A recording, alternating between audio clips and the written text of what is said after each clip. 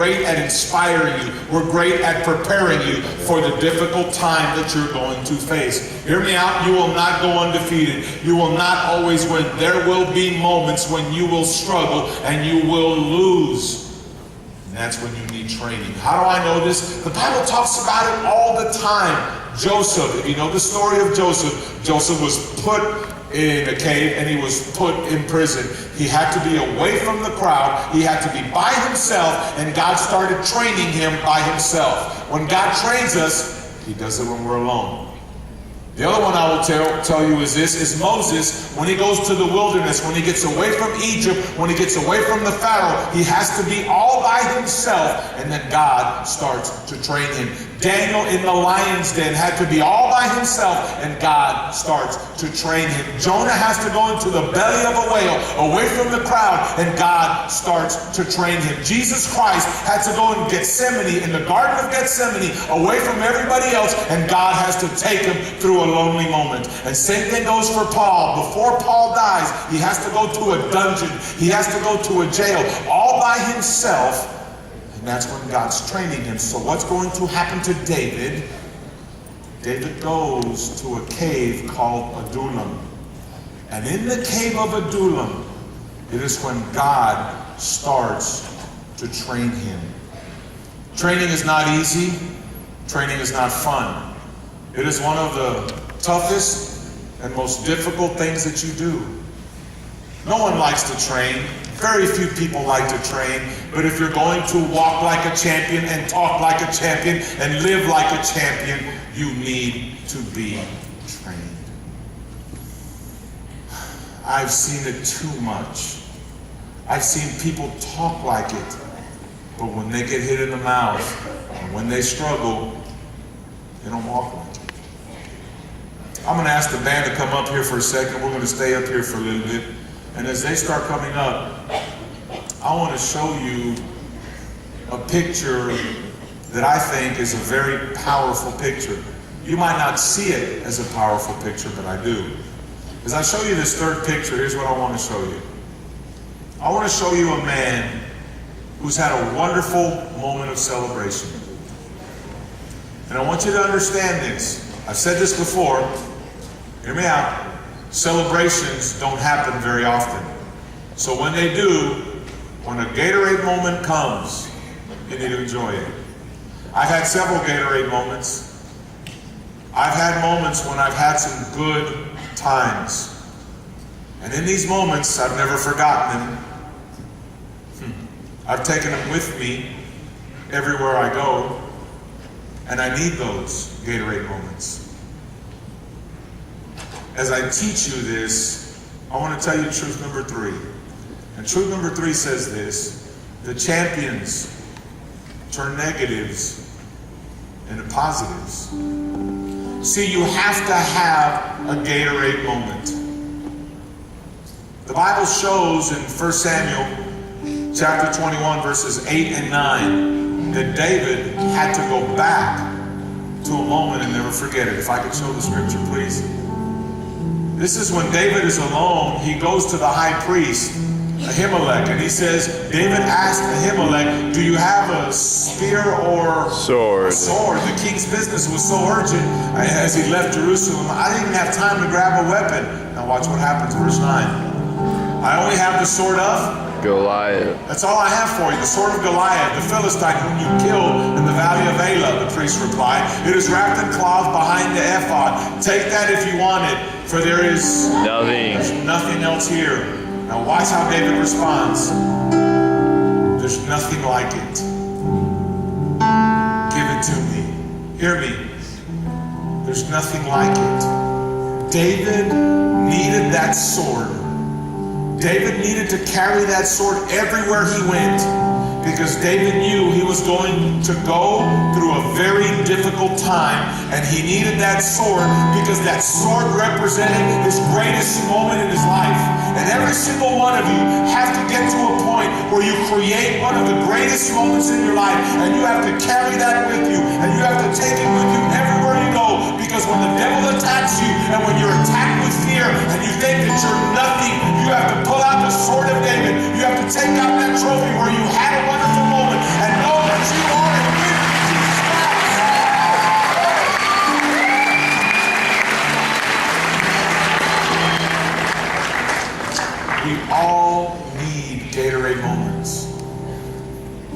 I've had several of them. One of my Gatorade moments, the one thing that keeps me going every time, is this wedding ring.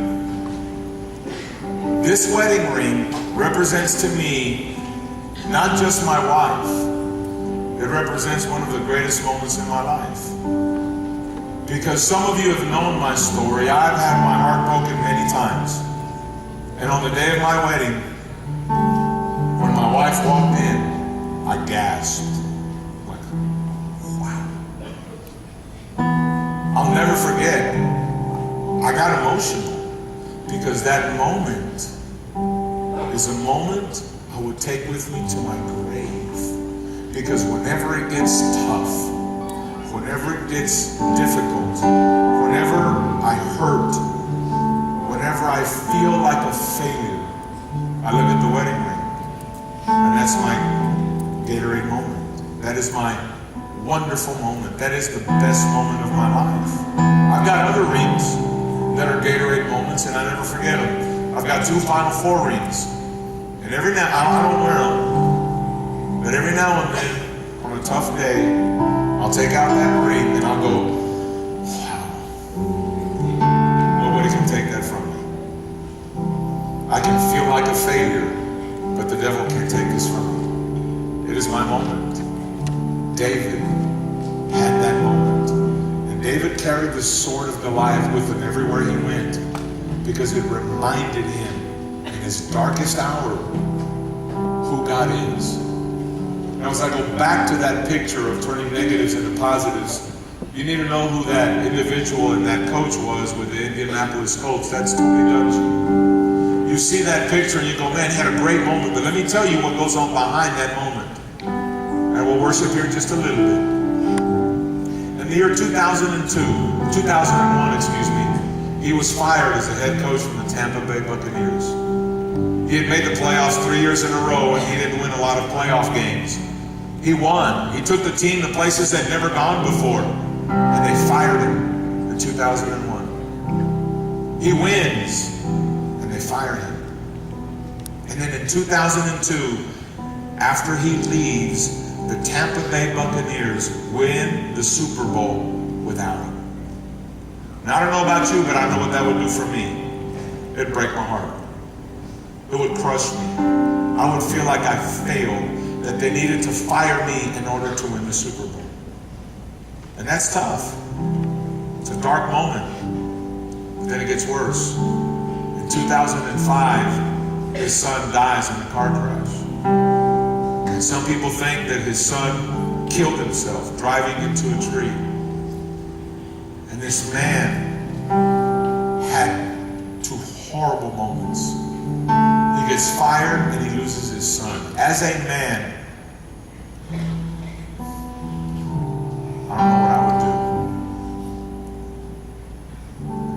do. It's easy to bless the Lord, oh my soul, when you're winning. It's easy to love God when you kill the giant. The challenge is, can you love God? Can you bless the Lord, oh my soul, when everything goes wrong? In 2007, Tony Dungy takes the Colts to the Super Bowl, and he wins it. And that moment, you see a moment of joy, but behind every moment of joy in your life, there's moments of pain and frustration where you want to quit. And I believe in my heart there's a lot of you here right now that are there. You've had your getting fired moment, or you've had your someone dying moment, or someone has left you, or you feel defeated and you feel worthless and you don't have the sword of Goliath and you've never had a celebratory moment and you don't think it's ever going to happen to you and you think that's never going to happen to me. I should just throw in the towel. I should just quit. I should just stop everything because God doesn't love me. Every one of you has or you will go through that. Can you bless the Lord, oh my soul? Can you bless Him when you're in your cave of Adullam? You know, eagles who fly high above the mountain and above the storm.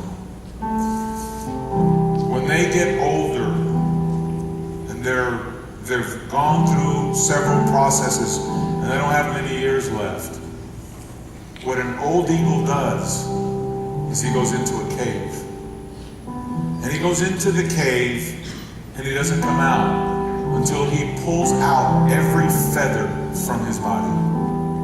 And he'll pull them all out, every single one of them. And then he'll take his beak and he'll hit it against a rock till he breaks his beak. And he's all alone in a cave, kind of like David was, kind of like some of you are right now. You're all alone. And you're wondering, why should I love God? I'm struggling. A funny thing happens to that eagle. New feathers start coming out. And a new beak starts coming out. And in that cave that looks like a dungeon of depression, that cave can turn into a time of transformation. If you can praise the Lord and bless the Lord with your soul in a moment of darkness, in a moment of depression, God will take that cave and turn it into a time of transformation. The eagle will come out of that cave with bigger and better and more beautiful feathers, and his beak will be shinier and better. And when he comes out, he looks younger and revived and rejuvenated and stronger. Can I tell you this? You need God to take you through that cave, because it is in that cave that training of God happens. It can be an excuse to fail, and you can fail going, I can't do this. You can do that. Or you can turn it into a positive and turn it into the reason why you've been blessed. I'm going to read to you something Paul wrote in 2 Corinthians. And this is possibly one of the greatest scriptures that I've ever used when I'm in the cave of Adullam. When I'm struggling, when I feel like quitting, when I feel like stopping, when I don't want to keep going. Look what it says in 2 Corinthians chapter 4, verse 8. We're pressed on every side by troubles, but we are not crushed. We're not crushed. We're pressed on every side. Everywhere I turn, there's an obstacle. I turn to the right, I turn to the left, I turn in front of me, and I turn behind me, and everything is around me, and I can never win, and I feel like I'm a failure. I feel like I have nowhere to go, but I'm not crushed. We are perplexed, we are confused, we are uncertain, we do not know, but in the middle of that, we are not driven to despair.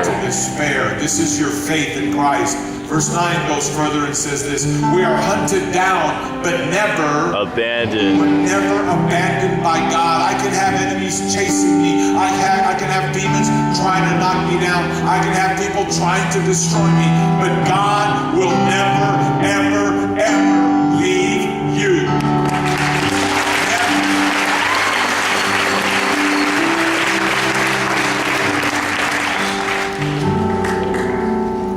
We get knocked down. We get beat up. We become hurt. We get black eyes. We get broken bones. But we're not destroyed. Getting knocked down happens to a lot of people. Standing up after you're knocked down only happens to champions. And God challenges you tonight to put away the spirit of fear, and put away the spirit of doubt, and put away the spirit of depression, and put away the spirit of complaining.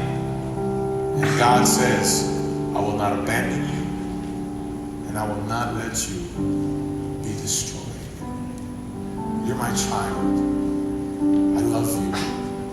God tells you this, can you love me? Can you bless me in your darkest moments?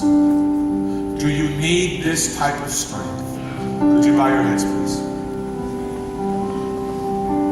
With all heads bowed, out of respect and all eyes closed, for those of you that are